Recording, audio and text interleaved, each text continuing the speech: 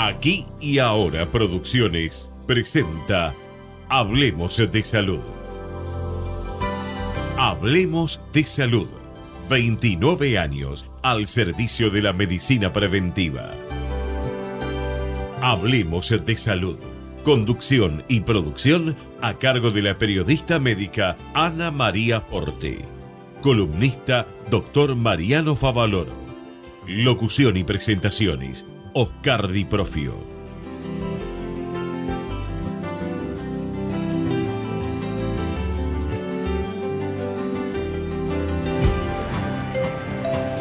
¿Sabías que en la ciudad, con la historia clínica electrónica, los médicos de todos los centros de salud cuentan con tus estudios clínicos para que puedas atenderte mejor y más rápido? Para saber más, chatea con la ciudad en WhatsApp 11 50 500 147. Vamos, Buenos Aires. Ya podés ser parte de la Universidad de Morón, con más de 80 propuestas académicas, carreras presenciales y a distancia, con anexos en Capital Federal y Gran Buenos Aires. Informate al 5627-2020 o en www.unimoron.edu.ar. Universidad de Morón.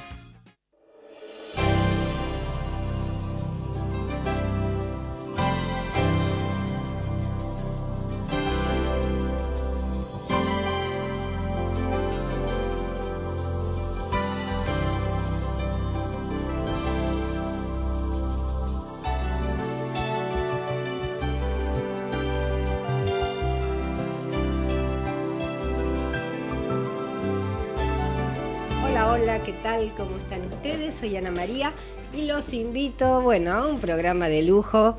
A menudo lo digo y hoy con todo mi alma, realmente, porque los profesionales que nos visitan son excelentes, ¿no es cierto?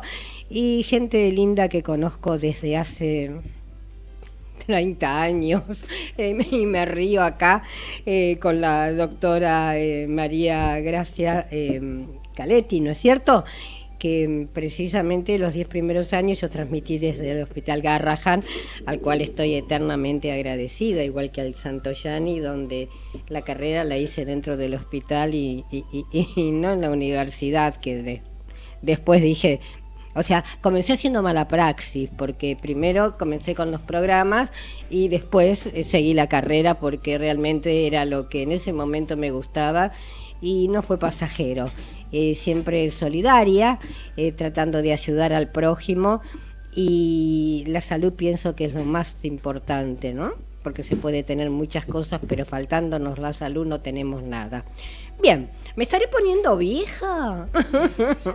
Bien, les comento, como siempre, estamos con el doctor Mariano Favaloro, cirujano cardiovascular, y va a hablar acerca de si se puede de pronto detectar en forma temprana alguna anomalía de la arteria carótida.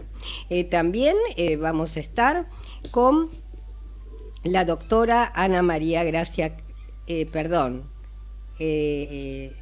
María Gracia Caletti, y vamos a hablar con ella acerca de, y esto la verdad va a ser la primera vez que se toca este tema, es nuevito. Ella es una investigadora, ¿no es cierto?, de esta área de los probióticos, que nos va a explicar de qué se trata, y va a hablar de la microbiota muy bien, vamos a ver de qué se trata. Nefróloga, trabajó muchísimos años en el Hospital de Pediatría Juan P. Garrahan y actualmente está dedicada a varias investigaciones, y entre ellas los microbióticos. También, va a tener una intervención María Anastasia Lapetina, que viene junto con otra gran amiga, la doctora Ana María García Nicora. Mira, yo tengo acá una cosa que cuando uno tacha de mala maestra es. Bien, el presidente de la ONG Camega, y va a hablar de cannabis en la actualidad. Y yo estaba contenta, digo, ay, bueno, avanzamos, pero bueno, son 3 pasitos para adelante y 2 para atrás, vamos a ver qué pasa con esto.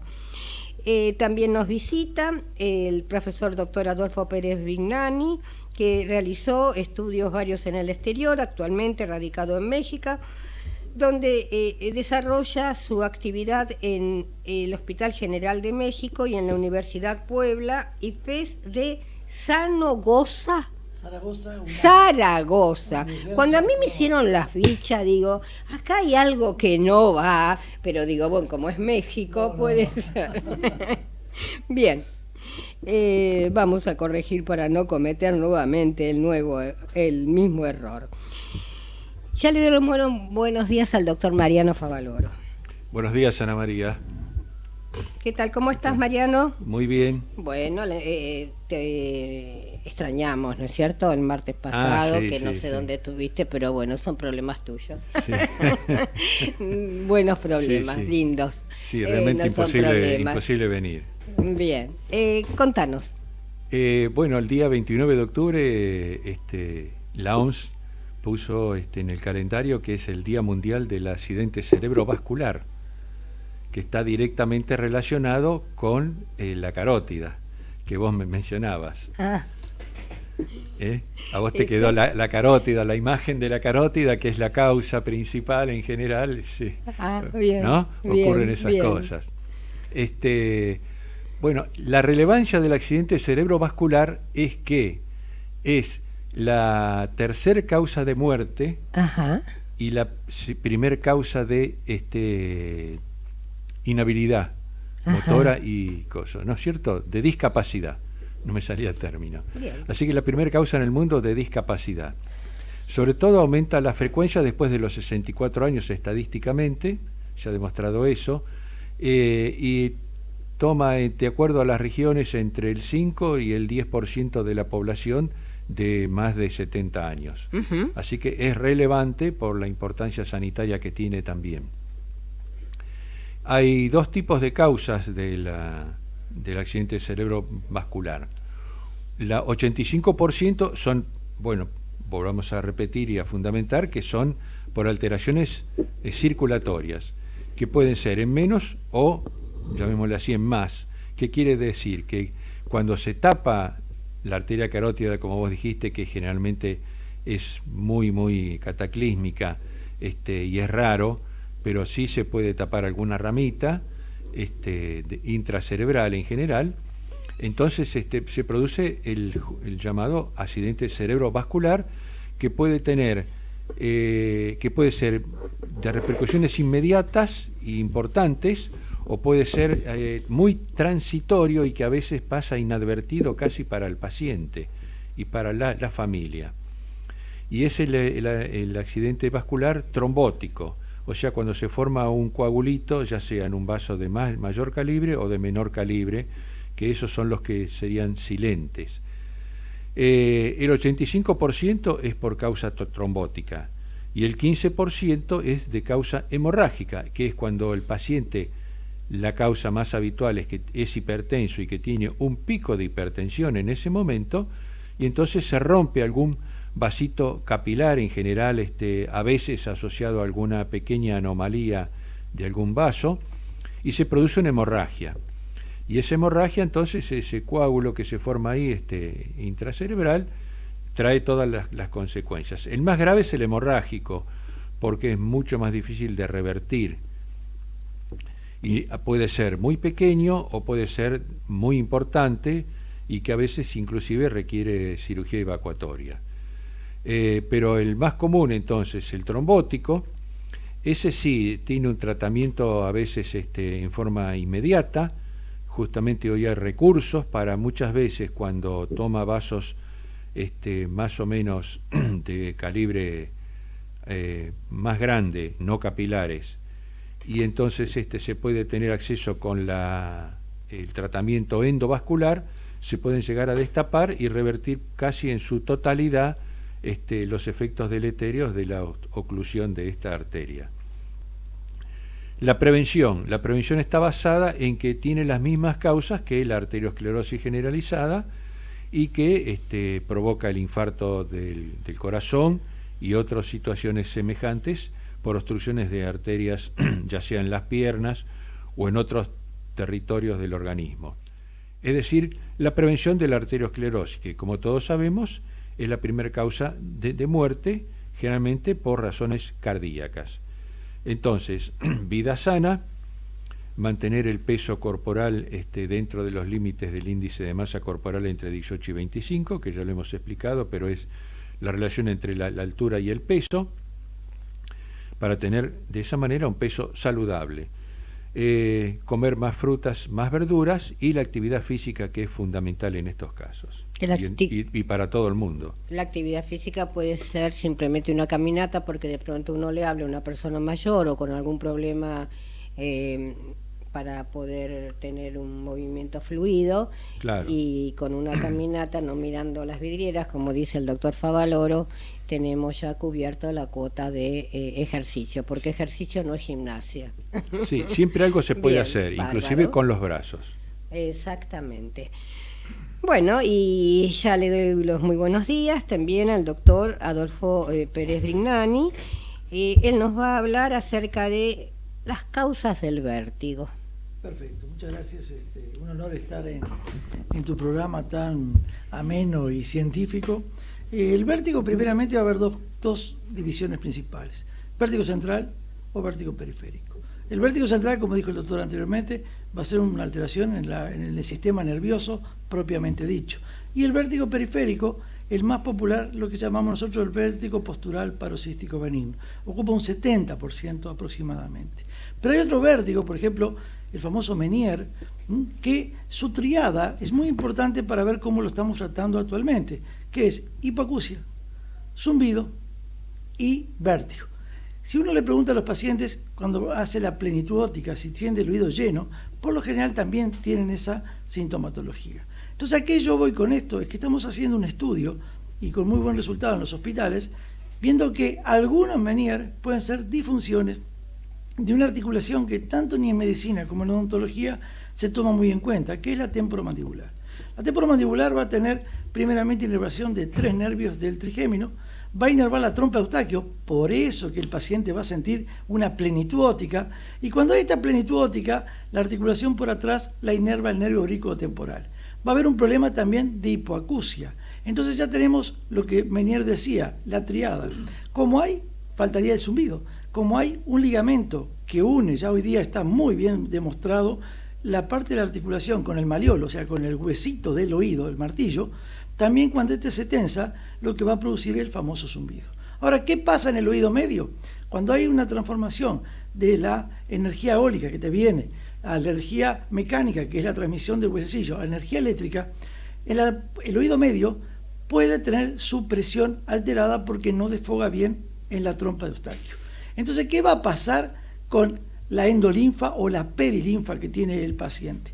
Hay una comunicación entre la parte de la cóclea, rampa vestibular, con el conducto de Henset en los conductos semicirculares. Entonces, esta presión que se está dando en un paciente normal desfoga o sale por la trompa de Eustaquio. Si esa trompa de Eustaquio, que la inerva el trigémino junto con el décimo vago, está cerrada, pero puede ser, fíjate que tiene una almídala, la almídala tubaria, se cierra y entonces la presión aumenta. Cuando aumenta puede ser, siempre digo, una de las causas de ese vértigo, una alteración en dicha articulación. ¿Cómo la vemos? Con los síntomas que tenemos, y siempre digo, tocando el paciente, los 2 deditos en la articulación que está un poquito delante del oído, abriendo y cerrando. Si las 2 se mueven al mismo tiempo, esa no es la causa. Si una se mueve antes que la otra, o sea, tiene una hipomovilidad, muy probablemente esa pueda ser la causa. Por ejemplo, una mala oclusión puede llegar a producir un vaído, un mareo, una inestabilidad. Sí, ahora, lo que el problema es que entendemos por mala oclusión, ¿no? Porque Exacto. Uno va al odontólogo y le deja la línea media en el correcta posición y todo lo demás. Yo eso discrepo porque, claro, o sea, mi oclusión es bonita para mí. O sea, Exacto. yo no tengo problemas de huesos, no tengo problema. Pero si yo tuviera una linda oclusión, bonita, blanca, línea en el medio, pero un hueso está más gastado que el otro, ahí está el detalle. O sea, el sistema neurológico, fíjate que el trigémino va al sistema límbico de emoción y de ahí va al SARA, sistema activador reticular ascendente. Quiere decir que un paciente que tiene problemas de articulación, en el tiempo una de las cosas que va a tener su sistema simpático en alerta. No va a poder dormir, no sabe qué va a comer, no sabe qué... Entonces, son síntomas muy comunes hoy día que lamentablemente hemos visto recién en pocos años la causa, una de las causas, siempre digo, pero a veces la oclusión bonita no quiere decir que los huesos estén bien. Hay una sencilla radiografía que todos se la pueden tomar y es barata, que se llama panorámica u ortopantomografía. Y el oyente puede ver donde los huesos de la articulación sean diferentes en tamaño y forma, él tiene una disfunción. Y va a tener un síntoma, principalmente dolores de cabeza, dolor de oído, zumbido, tapamiento de oído, mareo o vértigo.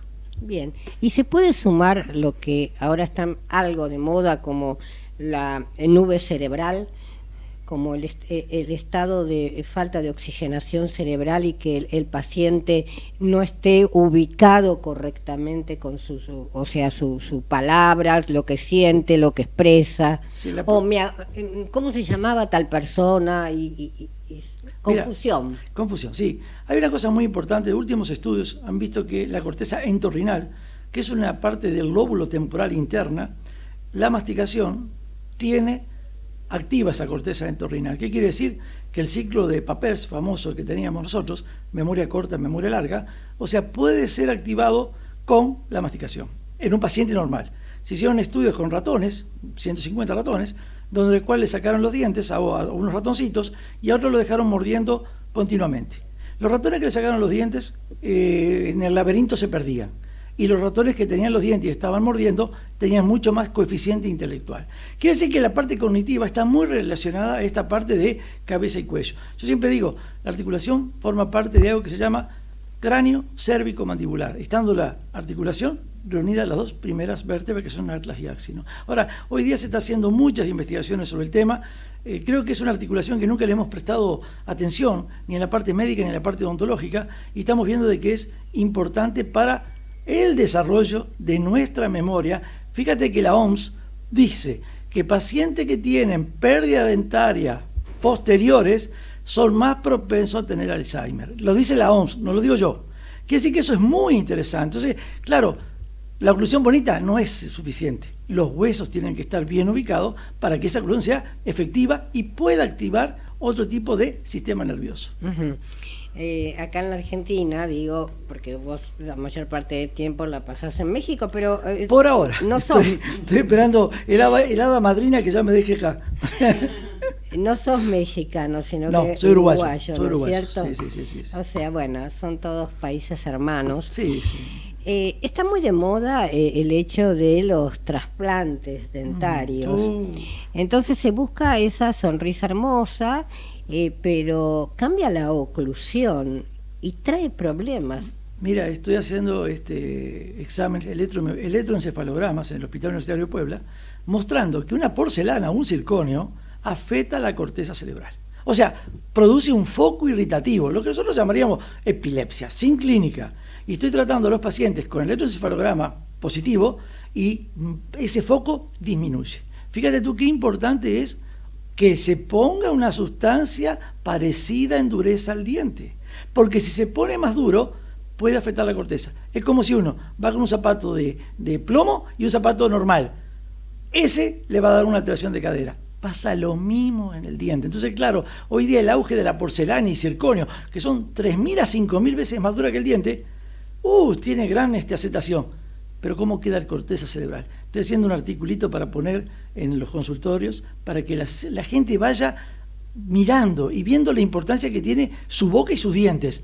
No como tal, como bonito. Si usted fija, no están bonitos, pero están eficientes. ¿Me entiende? Entonces eso también es muy importante. Y gracias a ti que me das la oportunidad de poder hablar esto y poder expresarlo para que la gente empiece a entender algo que es tan tabú o oscuro. Exacto, el acto masticatorio, que es diario e inconsciente, cumple una función enormemente fundamental, ¿no es cierto? No solo para triturar los alimentos, sino también para el equilibrio. Sí, exactamente, claro. Yo siempre digo a todos... Es una máquina perfecta, digamos. Es perfecta, ¿no? y está arriba de todo, relacionada con todos los nervios. Está desde el locus ceruleo al rafe dorsal, está asociado con el facial, y también su sistema trigémino espinal recibe aferencia de los núcleos vestibulares, que son el lateral, el medio y el inferior. Quiere decir que nuestro equilibrio va al trigémino espinal y de ahí sube. Quiere decir que es algo que no se había tomado antes en cuenta. Nos enseñaban antes B1, B2, B3, nada que ver, el trigémino está adentro, que es mesocefálico, pontino y espinal. Y en este caso, vamos a suponer que el paciente tenga implicado el trigémino. ¿Qué tipo de tratamiento se le aplica? Eso también es muy importante. O sea, las guardas famosas convencionales no sirven para nada, porque hemos hecho estudio electromiográfico y no es correcta. Entonces lo que nosotros hacemos es colocar, nosotros le llamamos posicionador óseo individualizado. Tratamos de colocar el hueso en la misma distancia que el homólogo, o sea, el derecho con el izquierdo. Entonces a veces va a usar un aparato que no es una guarda, que va a llevar un espesor mucho más grande de un lado que del otro, y una aleta para frenar que no vaya para atrás ese hueso. Si todo es correcto, en poco tiempo el paciente le desaparecen los síntomas, en poco tiempo. Sobre todo la famosa migraña. Yo a veces digo al paciente, mire, las migrañas se las saco una semana y se lo firmo, porque es muy tranquilo. El vértigo, o sea, pero siempre decimos, no todos son disfunciones. Hay que hacer un diagnóstico diferencial, pares craneales y romper. Yo sé que acá en Argentina fuiste bastante popular, bueno, seguís siendo, ¿no? Pero no. El primer caso, ¿nos explicás lo de la chiquita del Garrahan? Muy interesante. La doctora Patricia también de allá, de Otorrino, teníamos una paciente que por casualidad o por estocásticamente la vimos en el Garrahan, que estaba internada con unos dolores de cabeza terribles, pero en una posición fetal horrible, y era una disfunción. Colocamos el hueso en su sitio, y hoy día la señorita está estudiando medicina, o sea, por YouTube nos vemos y nos hablamos, pero muy bueno fue para nosotros. Haber hecho eso, que para nosotros es normal, o sea, los vemos todos los días, acá impactó mucho, ¿no? Entonces, hoy día estoy en otras instituciones, voy y vengo, estoy esperando el hada madrina que me deje ya el DNI definitivo, se oye en oferta, por supuesto me quedaría acá yo trabajando, ¿no? Y tratando de brindar, como todos ven, o sea, los que van a ver, ya no tengo 20 años, y entonces quiero más difundir esto que otra cosa, ¿no? O sea... fue un placer, Vignani, entrevistarte, y como siempre, acá podés venir a contar todas los adelantos, ¿no es cierto?, que trajiste. Bien, ¿vamos a hacer un corte? Vamos la radio.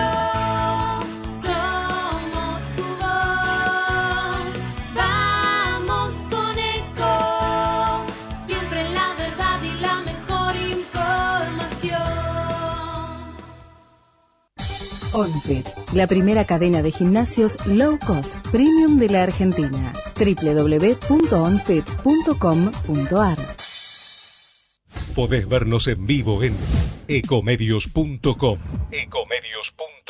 Contenidos audiovisuales. Conectate con nosotros. Línea directa 4-325-1220. Si usted tiene alguna inquietud sobre su salud o la de su familia, Hablemos de Salud les responde vía mail. Tomen nota, hablemosdesalud@hotmail.com o a través de nuestra página www.hablemosdesalud.com.ar. Los productores de la provincia llegan al mercado en tu barrio para ofrecerte productos de calidad y a precios más accesibles.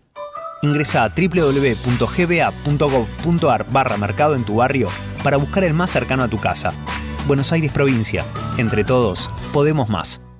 Profesora Karina Uranga, cosmiatra, tratamientos faciales y corporales personalizados. Para contactarse 011 69 68 11 12 o vía mail karinauranga@hotmail.com.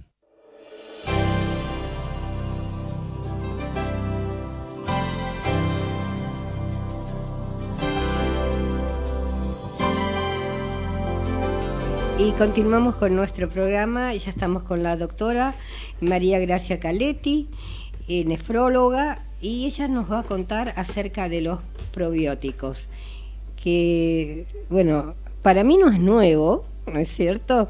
La aplicación. Yo recuerdo hace muchos años atrás, lamentablemente era de tomar muchos antibióticos, y uno de los médicos me dijo, vaya a comprar en el supermercado unas botellitas que dicen probiótico y va a ver cómo la función, digamos, intestinal le va a cambiar. Ahora ya nos vas a contar todas las maravillas de los probióticos y tu investigación. Muy buenos días. ¿Qué tal, Ana María? Bueno, buenos días para toda la audiencia, y te quería agradecer mucho la invitación acá y poder participar un poco con tu audiencia, algo de mi conocimiento y de las novedades que hay. Yo vengo de muchos años de trabajar en el síndrome urémico hemolítico, como vos sabés que he estado varias veces en tu programa, sobre todo en la prevención, porque bueno, el síndrome urémico hemolítico que produce mucha insuficiencia renal y nos trae muchos problemas realmente en los niños por debajo de los 6 años. Nuestro país es el que tiene la mayor incidencia del mundo, mayor que el resto de los países juntos, y entonces después de trabajar tanto tiempo en el síndrome urémico hemolítico, la evolución a la cronicidad, la diálisis, el trasplante y todo eso, surge inmediatamente con el advenimiento de los probióticos la importancia tal vez y conocer la utilidad de estos probióticos justamente en prevenir esta enfermedad. Y de ahí empezó mi curiosidad, basándome un poco en los trabajos del grupo de Parma, del centro de la provincia de Buenos Aires, que ellos estudiaron los probióticos, vieron que dándoselo al ganado vacuno compite a nivel de intestino con la absorción de la penetración del coli. Entonces, se me ocurrió, pensé que podía utilizarse de la misma manera en los niños, y efectivamente hay algunos trabajos publicados en la utilización de las diarreas comunes y diarreas sanguinolentas, y a partir de allí empezamos a hacer un trabajo multicéntrico en 4 hospitales en chicos menores de 6 años que tuvieran diarrea sanguinolenta, con la utilización de un probiótico que es el Saccharomyces boulardii, que es un hongo, y de todas maneras los probióticos tienen algunas indicaciones y restricciones en su utilización, y entonces en diarreas sanguinolentas no hay trabajos hechos. Entonces hemos iniciado ese trabajo en 4 hospitales del país, distintos lugares, ya tenemos un número considerable de pacientes en estudio, y digamos que después de meternos un poco en los probióticos dijimos, bueno, ahora vamos a analizar un poco qué significa la microbiota, porque el probiótico, la importancia que tiene es que actúa en la microbiota, y aumentando, digamos, las defensas que tiene el mismo paciente. Entonces, ya refiriéndome un poco más a la microbiota, que también tenemos previsto próximamente hacer un trabajo en relación a la microbiota y la diarrea sanguinolenta, con una persona que lo está desarrollando en Suiza. La microbiota es el conjunto, es muy interesante porque el conjunto de gérmenes que habitan en el intestino. Y nosotros tenemos más de 100 millones de gérmenes que habitan en el intestino, y lo importante es el contenido genético que tienen esos gérmenes. Ahora bien, te hago una pregunta. Por ejemplo, estos gérmenes del intestino, cuando uno toma reiteradas veces, por ejemplo, un antibiótico, ¿es como que se destruyen? ¿Los claro, matan? Bueno, eso es uno de mis puntos. Después voy a dejar 2 o 3 mensajes. Que estoy diciendo disparates, no, está perfecto. En realidad el antibiótico tiene un efecto deleterio sobre la microbiota, sobre la defensa que tiene el organismo, porque modifica, ya sea estructuralmente o funcionalmente, esa microbiota, que después tiene que volver, digamos, el probiótico lo que hace justamente es devolver la funcionalidad normal a la microbiota, y entonces el antibiótico la disrumpe, corta ese hecho. Entonces digamos que uno de los mensajes que yo justamente quería dejar para la audiencia es que hay que tratar en lo posible tomar lo menos posible antibióticos, salvo una indicación médica precisa, pero no, por ejemplo, como los antibióticos a bajas dosis que se ponen en el agua, eso estaría totalmente contraindicado, no es conveniente. Y la resistencia que ahora estamos teniendo, precisamente, que no se puede realmente sacar tanta cantidad de antibióticos, ni tampoco que sean realmente eficientes. Exactamente, justamente una de las funciones de la microbiota es evitar la instalación de los patógenos que después se transforman en resistentes. Entonces, una justamente de las indicaciones de no tomar los antibióticos, salvo indicaciones precisas, porque si no después... No tendrían que ser de venta libre como son, porque realmente en ninguna farmacia piden receta. Exactamente, no deberían ser de venta libre. Bueno, no quiero que se me pase el tiempo antes de hablarles de la importancia de la microbiota como segundo cerebro y de la existencia de lo que se llama la ventana epigenética, que sería el tiempo de 1000 días que transcurre desde el comienzo del embarazo hasta que el niño cumple los 2 años. Esa ventana epigenética es el punto en el que uno, a través de la alimentación, puede actuar sobre el niño, y esto tiene que ver, digamos, la constitución de la microbiota o las alteraciones funcionales o estructurales que puede sufrir la microbiota son también por cambios que se producen en la misma. Entonces hay que tratar, digamos, de favorecerla en el sentido de no producir cambios en esos 1000 días, tratar, porque dependen fundamentalmente de la microbiota de la madre, de la dieta, del estrés que pueda sufrir la madre, y entonces es importante que la madre se vaya acostumbrando, o esto es un poco lo que yo quiero difundir y que le quede como mensaje a tu audiencia, que lo ideal en un embarazo que es normal es que el parto sea por vía vaginal, el parto sea por vía baja y no por cesárea, porque la microbiota es totalmente distinta. El paciente que tiene, o sea, digamos el paciente, la madre que tiene un parto por vía vaginal, la microbiota va a tener una composición parecida a su vagina o a su contenido, digamos, urogenital. En cambio, la que tiene por cesárea va a tener una microbiota con componentes de la epidermis, de lo que es el abdomen de la mujer. Es decir, va a tener estáfilo, que no es lo conveniente en la microbiota. Es decir, que otro de los mensajes, aparte de los antibióticos que vos me sugeriste antes, es que tratar de que el parto en una paciente que tiene un embarazo normal sea por vía baja. Y lo otro es que en esos 1000 días lo ideal sería que el niño recién nacido se alimente con la leche materna por lo menos durante los 6 primeros meses. Después lo ideal es que pueda seguir hasta los 9 meses, aunque sea ayudándose, incorporando, digamos, semisólidos, eso, pero lo importante es que los primeros 6 meses de vida tenga el componente de la leche materna, porque es la que le va a administrar la IgA secretora, todos los elementos que lo van a ayudar al chico en sus defensas. Quiere decir que nosotros tenemos un organismo que es una máquina perfecta y la fuimos modificando, porque yo recuerdo 45 años atrás, el 70% de las mujeres iban a cesárea. Y bueno, después se dieron cuenta de que quizá, vamos a decir entre comillas, había un negocio detrás. Y las leches mal llamadas maternizadas, donde ya en el hospital o en el sanatorio les regalaban a la mamá la leche en polvo. Entonces cuando llegaba la mamá ya tenía el hábito en su casa y continuaba. Entonces son todas modificaciones que a la larga se pagan. Exactamente, entonces por eso creo que la madre, desde que está en el embarazo, tiene que tener bien consciente que lo ideal para su hijo es que nazca por vía vaginal. Y lo segundo, que esté en condiciones de alimentarlo a pecho, porque los chicos que nacen chicos que son criados con fórmulas tienen una microbiota totalmente distinta al que recibe leche materna. Entonces eso es un hecho que, digamos, la gente tiene que incorporarlo, porque se va haciendo la idea, no, es mejor el parto programado, no tengo que estar ahí. Ojo, que digo la madre y también digo los tetra, ¿no?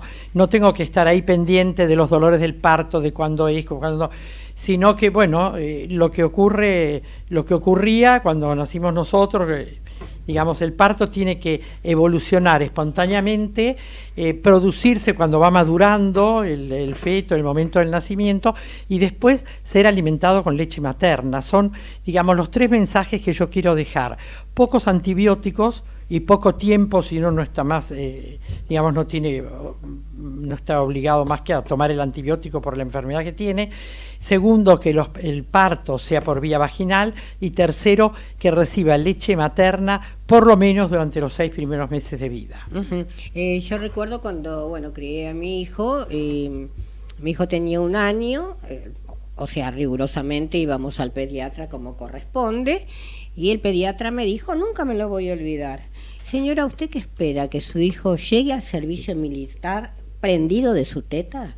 O sea, me hizo sentir como una madre que estaba haciendo algo horroroso, ¿no? O sea, lamentablemente, son tiempos que son cortos, pero que hacen mal, porque yo recuerdo en ese mismo momento, ¿no?, que yo tuve a mis hijos, estaba un alemán, un escritor muy conocido que en este momento no recuerdo el nombre, y médico, donde decía que el chico no tenía que tener límites, y después, antes de morir, pidió disculpas, pero había arruinado una generación ya.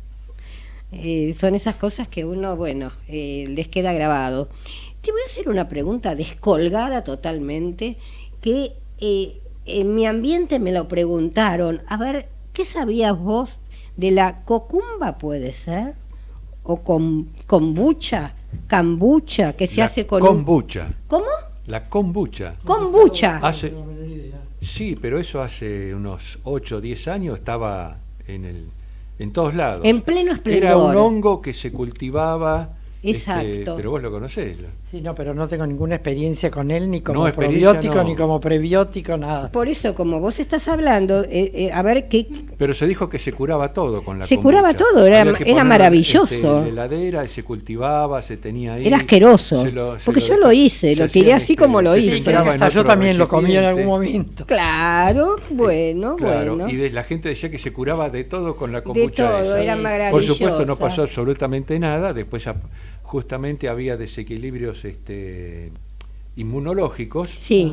Apareció, se empezó a estudiar eso, y entonces listo, todo el mundo dejó de utilizarlo. Bueno, porque una cosa muy importante, volviendo un poco al tema que nos ocupa y nos preocupa, es que la microbiota controla el sistema inmune, porque el 60% de las células inmunológicas están en el intestino, la mucosa del intestino.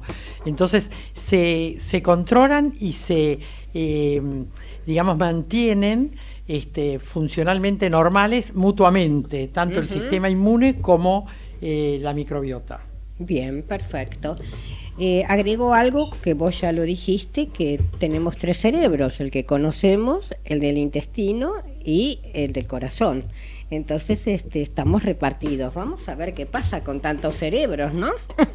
Vamos a hacer un corte y luego continuamos. El objetivo de Hablemos de Salud es brindarles a través de una calificada información los conocimientos necesarios para la prevención de enfermedades mediante la promoción de la salud. ¿Sabías que en la ciudad, con la historia clínica electrónica, los médicos de todos los centros de salud cuentan con tus estudios clínicos para que puedas atenderte mejor y más rápido? Para saber más, chatea con la ciudad en WhatsApp 11 50 500 147. Vamos, Buenos Aires. Ya podés ser parte de la Universidad de Morón, con más de 80 propuestas académicas, carreras presenciales y a distancia, con anexos en Capital Federal y Gran Buenos Aires. Informate al 5627-2020 o en www.unimorón.edu.ar. Universidad de Morón.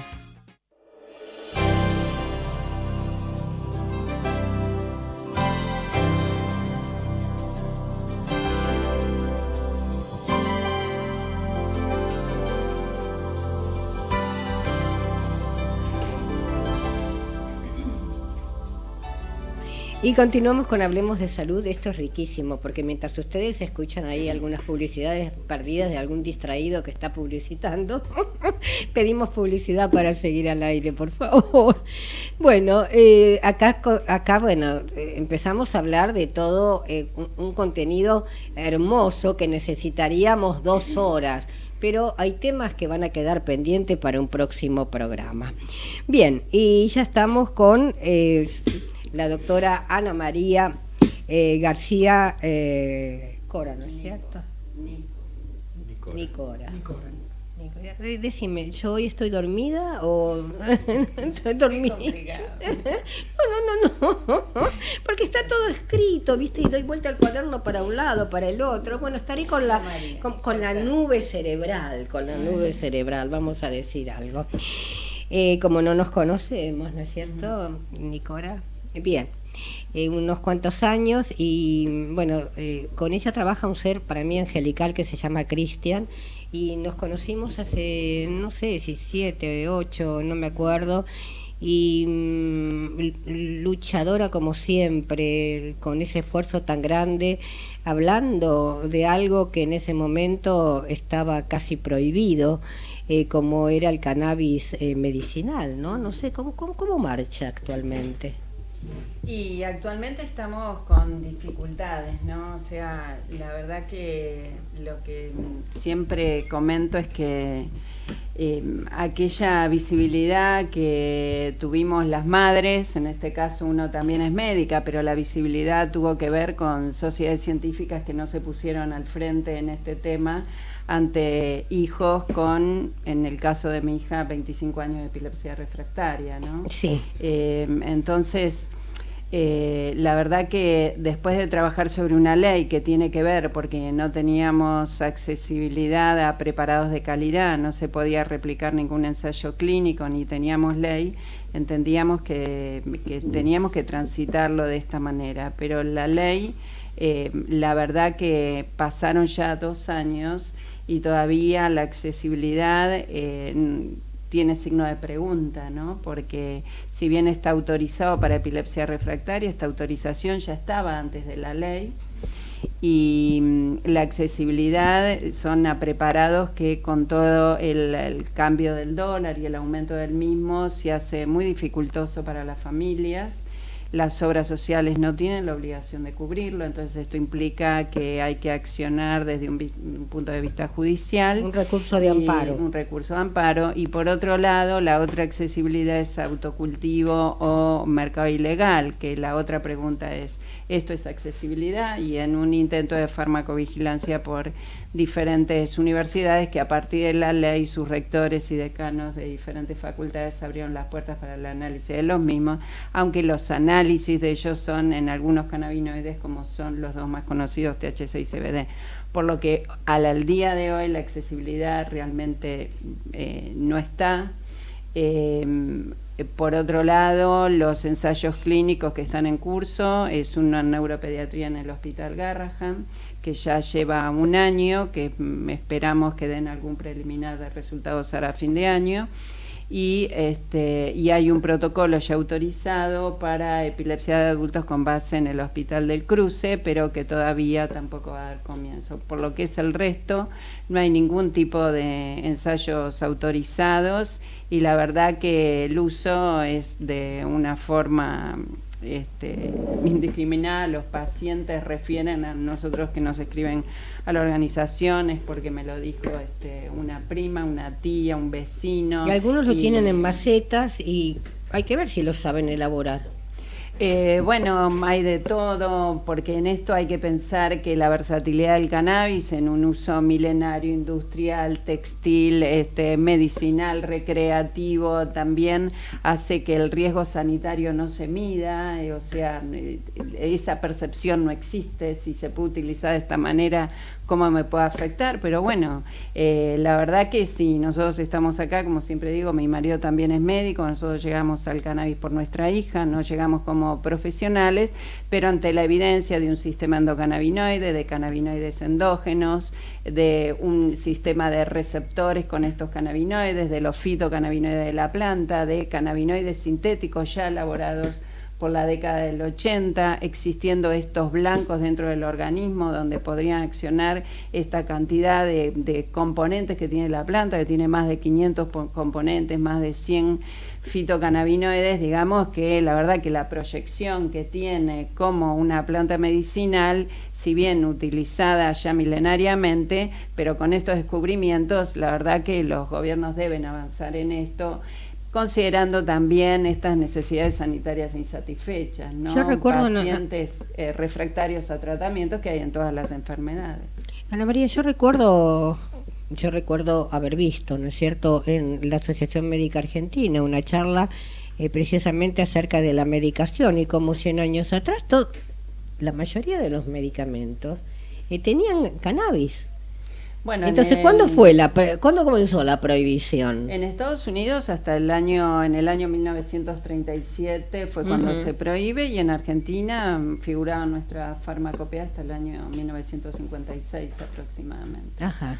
La verdad que siempre decimos lo mismo, ojalá hubiese sido aloe vera, ¿no? Y no cannabis, porque la complejidad que nos ha impuesto como familias, como profesionales, como la verdad que uno de repente, yo siempre digo, estar en el Congreso y ver que parte de que salga una ley tenía que ver con la Comisión de Salud, pero estaba la de Seguridad y la de Penal, porque una comisión de Penal y de Seguridad en un tema de salud. Es por la planta que está regulada de esta manera, y lo que vino a hacer es a romper la relación médico-paciente, dejando en soledad al paciente y al médico. Entonces, restablecer esta relación es solo a base del conocimiento, de voluntad política, de sociedades científicas comprometidas, de entidades colegiadas, y la verdad que esto es un trabajo, porque sinceramente la apertura es lentísima, y la verdad que lo que plantean es el desconocimiento. Nosotros estuvimos con la doctora Lapetina, que está acá conmigo, en septiembre en Catamarca, con la CONFEMECO, que es la Confederación de Entidades Médicas Colegiadas. Yo pertenezco al Colegio Médico de Morón, quien es el presidente del Colegio Médico de Morón y de la CONFEMECO, y nos invitó a reunirnos con todas estas instituciones, los presidentes de los colegios médicos de 11 provincias que integran la CONFEMECO, para poder ver entre todos cómo poder avanzar en las diferentes provincias, entendiendo que hoy toda la Argentina ha regulado de alguna manera en cannabis medicinal, o adhirió a la ley nacional o ha ampliado las legislaciones, excepto la provincia de Córdoba y Ciudad Autónoma de Buenos Aires. El resto está pintada en algún punto toda de verde, y de diferentes verdes, porque las regulaciones han sido diferentes. También yo escuché que había intereses creados y que de pronto, bueno, siempre se mezcla la parte de gobierno, la querían fabricar desde el Estado. ¿Eso es cierto? En realidad la ley prevé el cultivo por INTA, investigación por CONICET y producción por laboratorios públicos de medicamentos, y los convenios que correspondan y que se puedan hacer para que esto se pueda llevar adelante. Pero el tema es que a hoy está, bueno, Jujuy, bastante controversial lo que ha sucedido en Jujuy. Nosotros no tenemos un conocimiento pleno de cómo se ha conformado esa, digamos, empresa público-privada. Hay otros que también hay intereses en las diferentes provincias de poder hacerlo. El tema es... Hay una provincia que está aprobada, ¿cuál es? Jujuy. El tema es que lo que hay que llegar, y el objetivo nosotros lo tenemos dentro de la organización, es que esto sea, le pueda llegar a todos los pacientes un producto de calidad, seguridad, con un estado presente y de producción nacional. Quiere decir que cualquier persona puede ir a Jujuy, dentro de su propio país, a comprar el cannabis. No, por el momento no. Por el momento no. Está solo aprobado. Pero no, no sé. Lo que hay es que estoy refiriéndome a lo que es cultivo y producción. Perfecto. En eso es el primero que está como autorizado por la autoridad de aplicación, que es el Ministerio de Salud. Pero para esto, en todo este tiempo se desarrolló un protocolo del INASE, que es el Instituto Nacional de la Semilla, que a todo esto, cuando sale la ley, el Instituto Nacional de la Semilla no estaba dentro de la ley, se entera de que está esta ley por la organización como la nuestra, que nos reunimos y dice, pero nosotros somos partes y la semilla para esto tiene que venir. Y entonces ahí él entra al INASE, después hubo que hacer un protocolo de seguridad. Por eso digo que es complejísimo. Y por otro lado, la Organización Mundial de la Salud también ha emitido en febrero de este año un reporte sobre el cannabis para que Naciones Unidas pueda reclasificarlo de la lista 1 y 4 de estupefacientes en la que está. Vos dijiste que tuviste un familiar implicado, tu hija, ¿no es cierto? Contanos la evolución, porque vos lo viviste en carne propia. Sí, creo que mi hija fue atendida a los 3 años en el Hospital Garrahan por una meningoencefalitis herpética y a partir de allí, tuvo una discapacidad mental, pero lo más grave fue su epilepsia refractaria, que nosotros nos llevó a consultar en el exterior en algún momento, cuando acá todavía no se hacían cirugías de la epilepsia, para que quiero dar el marco de por qué uno, estuvo en la búsqueda. Y realmente la desesperación era no poder acceder a preparados de calidad. La verdad que eso era desesperante en una condición de salud quebrada para ella, quebrada para la familia. Y la verdad que a tal punto que cuando mediante un familiar que vive en Washington y se había dado la ley de cannabis en Washington en el año 2015, lo adquiere y lo envía por correo, queda en aduana, o sea que tampoco podíamos entrar. Entonces, cuando después pudimos darle la diferencia en su conexión, lo que refieren todas las familias, la conexión, ella tenía dificultades para hablar, comenzó a tener mayor utilidad y empezaron a aparecer otras palabras, la autonomía. En un momento me pasó que, y lo recuerdo el día porque era un 14 de junio, ella pone la mesa en casa para cenar, un evento familiar. Que lo contaste. Y cuando yo voy a ver la mesa, dijo, esta chica me estuvo mirando 24 años y no lo podía ejecutar. No podía. Y de repente estaba impecable. Entonces, uno como profesional sabe que hay pasos y que la evidencia científica es parte de la evidencia que nosotros necesitamos, pero también sabemos que la práctica de la evidencia científica tiene que ver con estos casos individuales y las experiencias junto a todos aquellos trabajos que se puedan llevar adelante en ensayos y en investigaciones. Los gobiernos tienen la obligación de avanzar en esto y justamente para este tipo de pacientes, como mi hija, como otras patologías donde la refractariedad, hay un porcentaje que forma parte en nuestro caminar médico diario, ¿no? ¿Esta patología está dentro de las enfermedades poco frecuentes? La verdad que no sé, no te voy a mentir, la verdad que no sé si está, pero no creo que sea tan poco frecuente, porque hay un 30% de pacientes que tienen epilepsia refractaria, o sea, bien, tan poco frecuente no creo. Y estamos con la doctora María Anastasia Lapetina. La duda, y yo la pregunté antes del programa, sé que también se puede llegar a utilizar con la enfermedad cáncer.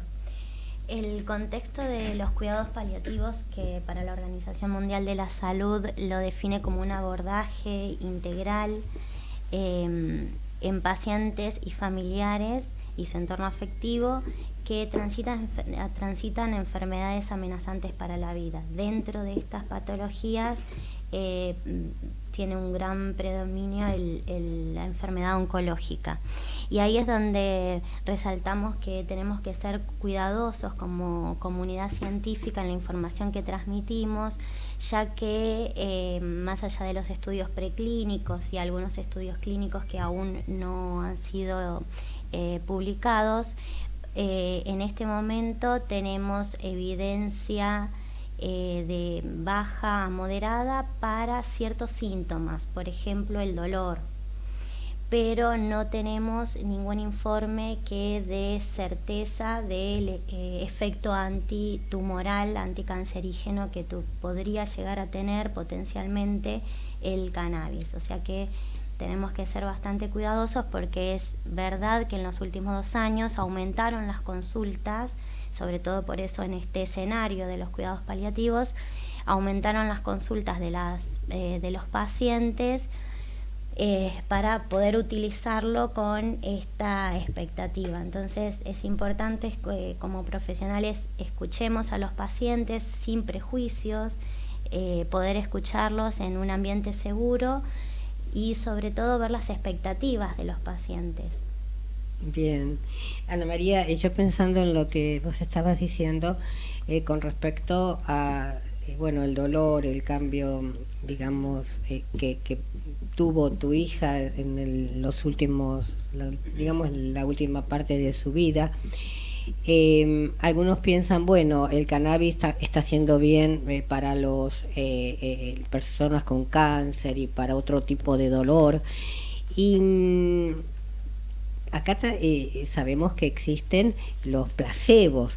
También puede actuar de esa manera como un placebo en algunas patologías, ¿no? No, sí, seguramente. Lo que sí se dice que en niños el efecto placebo es como que no está tan considerado justamente porque son niños. Por ahí en adultos con mayor conciencia sí, pero en los niños no. De cualquier manera, el mensaje tiene que ver con nosotros como organización civil trabajamos en 3 pilares: el acompañamiento basados en educación, en el conocimiento y en incidencia pública. O sea, nos parece que eso es lo que va a hacer que podamos sostener un terreno sólido para poder avanzar. Bien, Anita, me quedaría horas charlando con vos y con todos, pero realmente nuestro programa llegó a su fin. Quiero agradecerles la presencia de todos ustedes y recuerden, a los que nos están viendo y escuchando, los espero la próxima semana en este mismo horario. Chau, chau.